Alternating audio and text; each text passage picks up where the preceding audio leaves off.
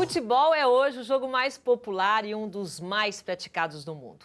Em comparação com outros esportes, ele ganha um destaque ímpar e é capaz de mobilizar uma população inteira na frente da telinha.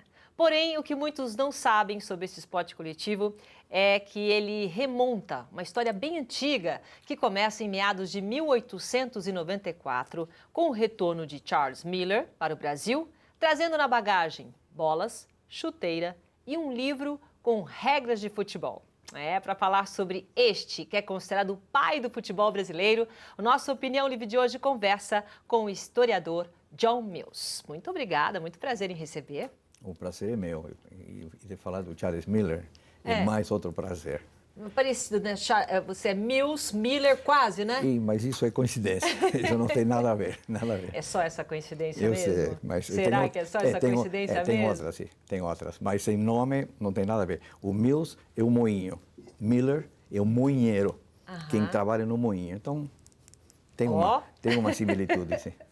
Por que escrever um livro sobre Charles Miller? Qual que é, então, a conexão do Mills com o Miller? Bom, isso vem de muitos anos atrás.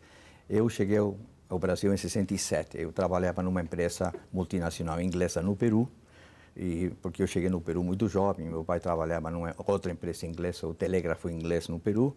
E eu cresci no Peru, estudei na Inglaterra, voltei para o Peru e de lá a empresa que trabalhava me mandou para o São Paulo para 4 anos. Então, mandou para aqui, São Paulo. Para trabalhar por 4 anos. Quando cheguei aqui, como eu era sócio do Lima Cricket, do clube inglês em Lima, automaticamente, chegando aqui, a empresa me falou: John, você vai ser sócio do SPAC, o antigo São Paulo Athletic, e hoje o Clube Atlético São Paulo. Ótimo. Cheguei lá, estava em casa. E eu nem sabia quem era o Charles Miller. Eu já tinha visto o Pelé jogar, o Garrincha na Copa de 62, em Lima, o Santos excursionava todo ano, era uma festa para nós. O Botafogo do Garrincha excursionava em janeiro, outra festa. E quando cheguei aqui, eu já conhecia o futebol brasileiro, mas não a figura de Charles Miller. Aí veio a Copa de 70. Em 69, a Pirelli fez um calendário sobre a história do futebol brasileiro. E eu recebi no escritório o calendário Pirelli, que era maravilhoso. Abro janeiro e vejo um homem de bigode. Aí comecei a ler e vi que ele era sócio do meu clube. Falei, puxa, esse senhor que está na primeira página do calendário é do meu clube? E aí, eu nem sei? E eu nem sabia. Aí eu entrei e pesquisei tudo sobre ele. Bom, e essa pesquisa, olha aqui, ó, Charles Miller, o pai do futebol brasileiro.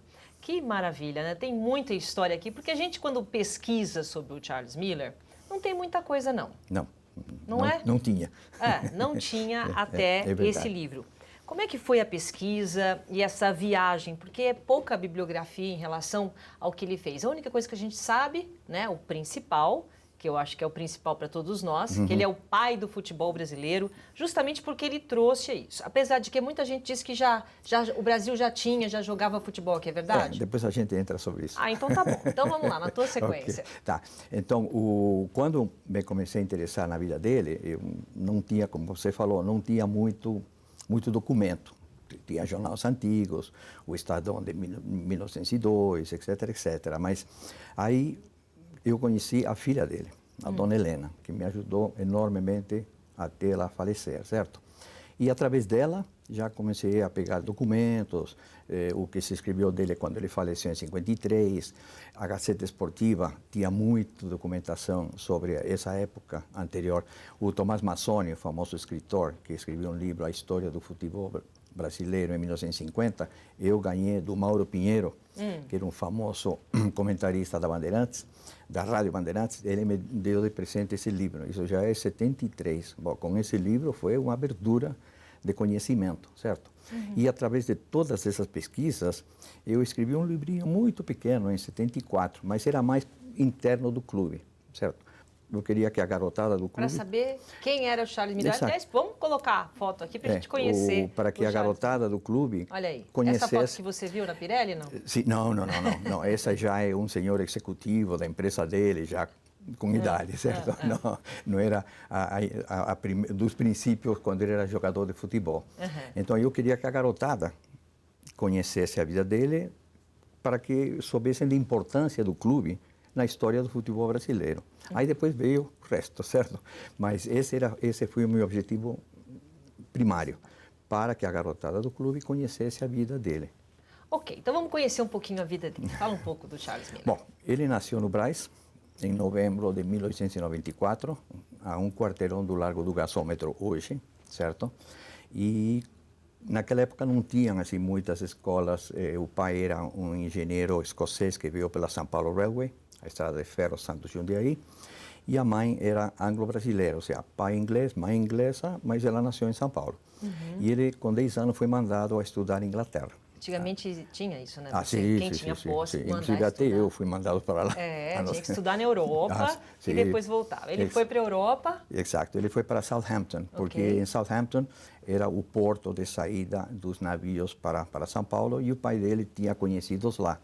E tinha uma escola que ele encaixou direitinho, porque era uma escola de um ex-decano da Universidade de Oxford, que fundou essa escola. E já o futebol já era jogado, como é hoje, 11 contra 11, etc, etc. Então, ele chegou com 10 anos e ficou 10 anos lá.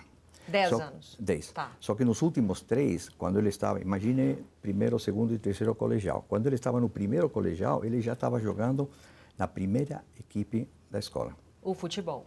Futebol. No primeiro colegial, já. E jogava pela escola, depois jogou pelo St. Mary's, que é o Southampton da primeira divisão inglesa hoje, mas naquela época era tudo amador. Inclusive jogou 3 jogos pela seleção do condado, do estado de Hampshire. Southampton é a capital de Hampshire, digamos, a principal. Essa foto aqui é um pouco depois. Esse é o primeiro jogo interestadual São Paulo-Rio. Quando ele voltar para o Brasil... Esse é o Miller aqui. Não, esse é 1901. Esse já é aqui. Então, na escola, ele jogou 53 jogos e marcou 54 gols. Olha! Uma média... Olha, pelo menos... Nem o Ronaldo. Ou seja, ninguém. Diferenças muitas, mas... Então, ele já era um bom jogador. Se ele, no primeiro colegial, já estava jogando na primeira equipe da escola, e no St. Mary's e depois na seleção do condado de Hampshire, significava que ele era bom. Diz que ele já tinha o gingado, né? Aquela coisa alegre, divertida do brasileiro, que depois ficou realmente a marca registrada da gente, né? Isso deve estar nos genes dele, ou na excelência do futebol brasileiro de hoje. E já nasceu com isso, digamos. Aí, em 1924, a família chamou de volta, o pai tinha falecido, e chegou em novembro. Antigamente, o pessoal falava que ele tinha chegado em fevereiro, mas quando pegamos todos os dados dos jogos na Inglaterra, ele realmente saiu em outubro e chegou aqui em novembro de 1894. Como você falou, na mala dele tinha esses tesouros. Ele trouxe o quê? Vamos lá. Ele já trouxe, quer dizer, quando ele saiu, quando ele voltou, ele já tinha a ideia de trazer para o Brasil? Sim, porque inclusive quando ele saiu, os discursos de despedida dos professores dele, botaram ele lá em cima, certo? Tipo assim, continue jogando futebol porque você é bom, não abandone esse esporte. Exatamente. Então, se ele trouxe na mala 2 bolas, uma bomba para encher as bolas. Bombinha? Porque era bola aquela... Era um... O que era material? Não, era couro, mas tinha uma bexiga dentro. Essas de capotão. Bola de capotão, isso mesmo. Que tinha essa costura aí, que era quem cabeceava a bola era um Deus não sacuda. Imagina, uma bomba, né? Era uma bomba. Mas você jogava assim. Então, trouxe a bomba, camisas da equipe da escola, da equipe do condado, como lembrança. Não trouxe 11 camisas, mas trouxe o cachecol da escola dele. Todo estudante da Inglaterra tem cachecol. Seguramente a gravata também. Mas o mais importante para mim, o livro de regras. Porque o futebol já tinha sido implantado, como a gente conhece hoje, 11 contra 11, juiz, etc., em 1963. Aqui? Não, em Londres. Lá, em Londres. Aqui não. Não, em outubro de 1863. Então essas regras já eram regras que estavam valendo mundialmente. Exatamente. Então ele chegou com isso e quando chegou aqui entrou como sócio do Clube Atlético São Paulo. Já rápido, né? Sim, porque já tinha 8 anos, 88 a 94, 6 anos. Certo? Então, mas ele entrou sócio do clube que já existia, então já tinha. Sim, já tinha sido fundado no dia da Lei Áurea. Com futebol? Não, com cricket. o taco inglês, certo? Ah, Esse era o jogo dos tá. ingleses emérito, 500 anos. Né? E ele chegou, e ele também jogava cricket, porque nas escolas inglesas se fazem muitos esportes, não é só futebol. Tem rugby, tem o hockey, tem cricket, tênis agora, isso é mais moderno, mas não naquela época. Então, chegando aqui, se encontrou com um clube. Não tinha sede o clube, mas era um clube já formado, que tinha sócios que jogavam cricket em algum campo aqui nos arredores do Bom Retiro, certo? E aí, quando viu isso, então ele começou a falar, olha, vocês não querem praticar uma coisa diferente? Ah, sim, por que não? Vamos lá. Aí, em abril de 1995, ele organizou esse primeiro jogo com regras, Tá. certo? E a aceitação foi rápido? Aí Todo que jogo gostoso, aí não parou mais. Também não jogavam todo fim de semana, porque não existia campeonato, e os adversários eram eles mesmos, os ingleses do Clube Atlético São Paulo, ou seja, do SPAC. Mas quando que foi assim, o primeiro jogo realmente já com todo mundo aprendendo as regras, tudo bonitinho? A gente pode considerar que é o primeiro jogo de futebol no Brasil? Tá, foi o domingo, 14 de abril de 1895, ou seja, 6 meses depois de ele chegar. E ele, como... Ele funcionou também como um treinador, como árbitro, como tudo. Ele ensinou como se chuta, não como se chuta, ou seja, todo mundo nasce chutando a bola, mas por que chuta? Escanteio, aquela coisa toda, certo? Então, esse jogo, como todos os jogadores eram amigos, tá? Tiveram que fazer 2 times. Então, fizeram o time do São Paulo Railway, da ferroviária, e o time da Gas Company. Então, da companhia de gás contra a companhia de... Exatamente, a companhia de gás era a que estava fazendo iluminação da cidade de São Paulo. E a ferrovia, o que tinha feito a ferrovia, ou seja, que administrava a São Paulo Railway, que ia de Santos a Jundiaí, passando por a famosa vila de Paranapiacaba. Então, fizeram o jogo, o São Paulo Railway, que era o time do Miller, ganhou 4-2, ele marcou 2 gols e o pessoal ficou feliz. Aí eles passaram a jogar na Chácara Dali. O Dali era um outro sócio do clube, inclusive tio do Charles Miller, e ele emprestou sua chácara no Bom Retiro, na rua Três Rios, onde hoje está o Colégio Santa... Tudo aqui no centro da cidade, tudo aqui perto, Santa, né? Agora me pegou o nome, Santinés. Santinés. Tá. Porque São Paulo era pequena, não? Estava chegando a imigração italiana, tudo, mas era pequena.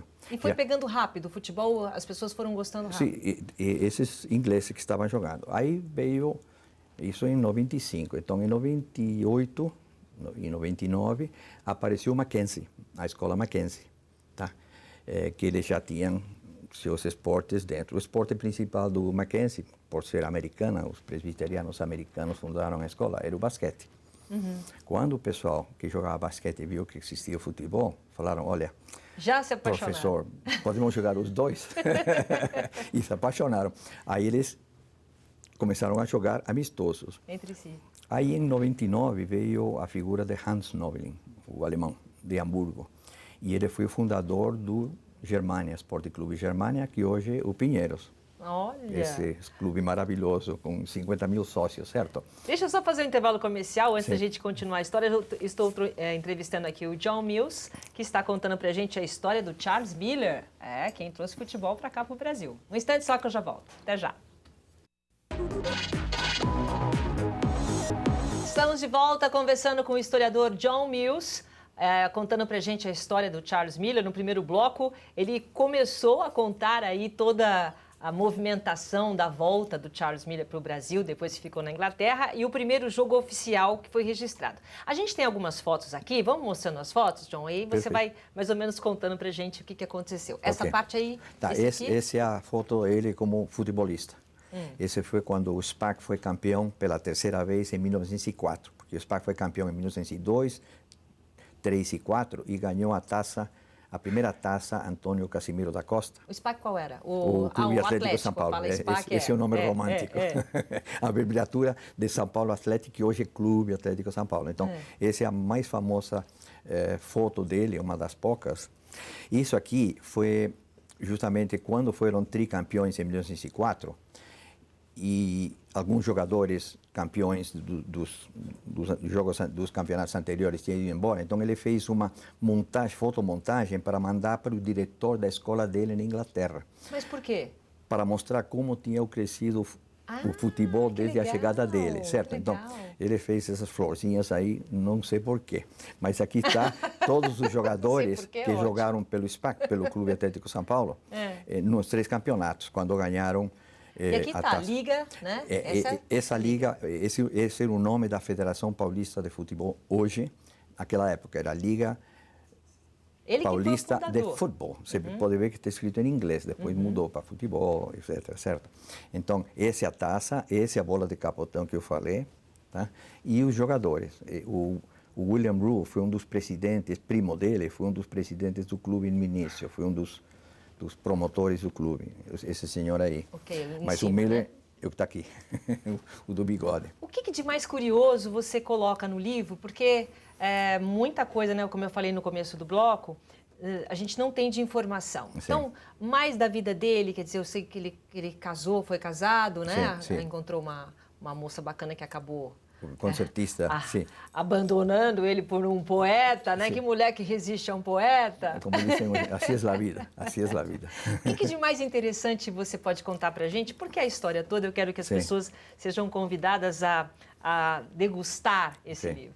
Uma das primeiras coisas que eu achei muito, muito interessante, tem duas importantes, mas a primeira foi que em 1904, 10 anos depois dele chegar, ele mandou uma carta ao diretor da escola dele, falando o que ele tinha feito em 10 anos, que já tinha que a cidade tinha paralelepípedos, que se parecia com Southampton, na Inglaterra, as casas, tudo. Era bem inglês, o centro de São Paulo. E depois ele falou de que tinha feito um campeonato, que ele tinha ganho 3 vezes. Mas o mais importante nessa carta é que ele falou que um dia a garotada veio e pediu para ele ser juiz de um jogo, na rua, na várzea. Ele falou sim, lógico, ele nunca falava não para isso.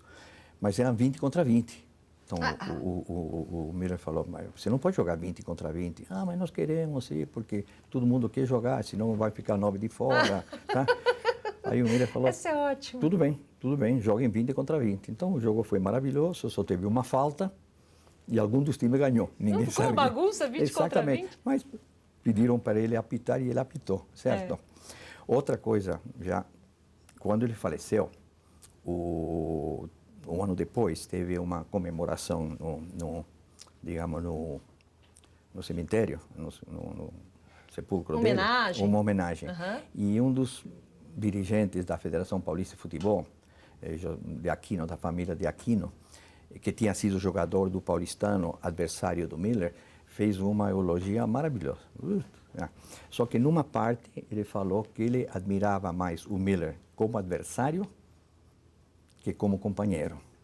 Eu achei isso... Olha que maravilhoso, quer dizer, você respeitar o adversário. Exatamente, ele falou, eu admiro mais o Miller como adversário que como colega de time. Ele ficaria feliz com o futebol brasileiro que existe hoje no Brasil? Você acha? Da linha para dentro e não da linha para fora. Da linha para dentro, Da linha para dentro, sim, porque ele admirava, ele era driblador, tinha seu jeito de jogar, certo? Então, seguramente, ele deve ter admirado o Leônidas da Silva, o Garrincha, Pelé... Tantos talentos, né, que vieram. Dr. Sócrates, Zico, todos até os bons de hoje, certo? Então, ele deve estar muito feliz de como está o futebol hoje. E você acha que ele tem o reconhecimento que merece pelos brasileiros? Aí é uma pergunta difícil, porque quando... Nós temos o quê? O Pacaembu, né? Sim, bom, aí justamente nessa eulogia de 1954, um ano depois do falecimento dele, foi que a Câmara Municipal fez a homenagem, acho ótima para ele, de chamar a Praça Charles Miller justamente no Pacaembu, porque uma coisa tem que ver, se tivessem colocado uma rua no centro, não dizia muito. Claro. Mas, sim. Agora, quando eu cheguei ao Brasil, se você perguntava, quem é o Charles Miller? É uma praça. Exatamente. Não é uma praça. Esse foi outro dos motivos que eu... De você escrever, exatamente. Realmente. Ele não é uma praça. Ele é mais que uma praça, certo? Então, mas brincando, né? É mais que uma praça. Então, por isso, esse foi meu intuito de fazer toda essa ou seja, de escrever essa história para que não só a garotada do clube, sino para o brasileiro em geral Então aqui a gente tem, além da história, a gente tem algumas regras, alguma coisa da época? Não, mais a história, sim, mais com história, fotos, sim, né? sim. E essas fotos todas, todos esses documentos, aonde que você resgatou? Bom, Principalmente? do Arquivo do Estado, na Rua Voluntários da Pátria, no Ok. Estadão. O Estadão, eles tinham o artigo do Estadão de 1902, da final contra o Paulistano. SIC, ou seja, com ontem com H, Tudo direitinho. com a escrita portuguesa da época. E eu não mudei nada, certo? E coloquei isso no livro. Esse primeiro artigo do primeiro campeonato. Porque naquela época os jornalistas esportivos não tinham muitos, certo? O futebol era assim meio deixado de lado. Ah, sim, vamos fazer um artigo, tá? Mas não tinha tanto assim. Isso aqui é o estádio do Velódromo, hoje é a Praça Roosevelt, que era do Paulistano. Mas por que Praça Roosevelt era um a estádio? dona Viridiana Prado, que era a dona de todo esse terreno que hoje é a Consolação, Higienópolis, ela construiu isso para que o neto dele, que tinha vindo da França, fizesse ciclismo. Olha! Certo? Só que quando o futebol começou, então falou o ciclismo morreu, deixaram de lado. Aí ela construiu as arquibancadas para o primeiro campeonato. Certo? E já tinha bastante gente, né? Sim, olha, Levava muito público sim, já o futebol. Todo mundo de chapeuzinho, porque era a moda francesa da época. E as moças iam de seda, aquela coisa toda. Quanta certo? diferença, Exato. né? Tem outra, falando de torcida, tem outra coisa importante. Em 1908, a Federação Paulista de Futebol, no início de um dos campeonatos, passou um regulamento para a torcida, que não podiam vaiar o juiz nem os jogadores, porque eles eram amadores e eles estavam jogando porque gostavam, certo? Então era proibido. Não podiam ser cobrados. Não, exatamente, porque eles estavam fazendo o jogo que eles gostavam para que o pessoal assistisse, mas não podiam vaiar. Não podia também... Violência nem tinha naquela época, né? Não tinha. O que a gente vê hoje não tinha naquela época. Não. Então, existe aí, é oficial, quer dizer, o Brasil, o nosso país, aceita oficialmente que ele é que trouxe o futebol para cá. Sim. Apesar de muitos dizerem, até com o início do programa eu toquei nesse assunto, apesar de muitos falarem que já existia o futebol no Brasil. É verdade ou não? Não, então vamos a distinguir o que era futebol antes e o futebol depois dele. Ou seja, futebol, chutar uma bola, os chineses chutavam 3.000 anos atrás. E os japoneses, e depois veio para a França e chegou na Inglaterra no início do século XIX. E nas escolas se jogava futebol, 20 contra 20, um podia jogar com a parede, outro podia jogar com as mãos, etc., até que veio as regras de 1863, certo? No Brasil, antes dele, algum funcionário da São Paulo Railway ou de alguma fábrica de tecidos que veio da Inglaterra pode ter trazido uma bola só para distração, dentro da fábrica ou nas escolas, como recreio, certo? O Colégio Itu, o Colégio São Luís em Itu, tinha umas bolas para recreio, mas jogavam com a parede, etc, etc. Chutavam. Sim, a bola porque... não era futebol. Não, exatamente. Até os astecas, no século XV, também chutavam uma bola de borracha lá no Caribe, certo? Quando chegou o Colombo. Mas quando ele chegou e ele organizou, ele trouxe o livrinho de regras que já jogava na Inglaterra, mas não aqui. Então, ele implantou. Ou seja, uma coisa é jogar, chutar a bola. Ok. Tudo, nada contra. Mas ele implantou e organizou o jogo aqui. Que é o que é hoje. Exatamente. Ou mudou alguma coisa?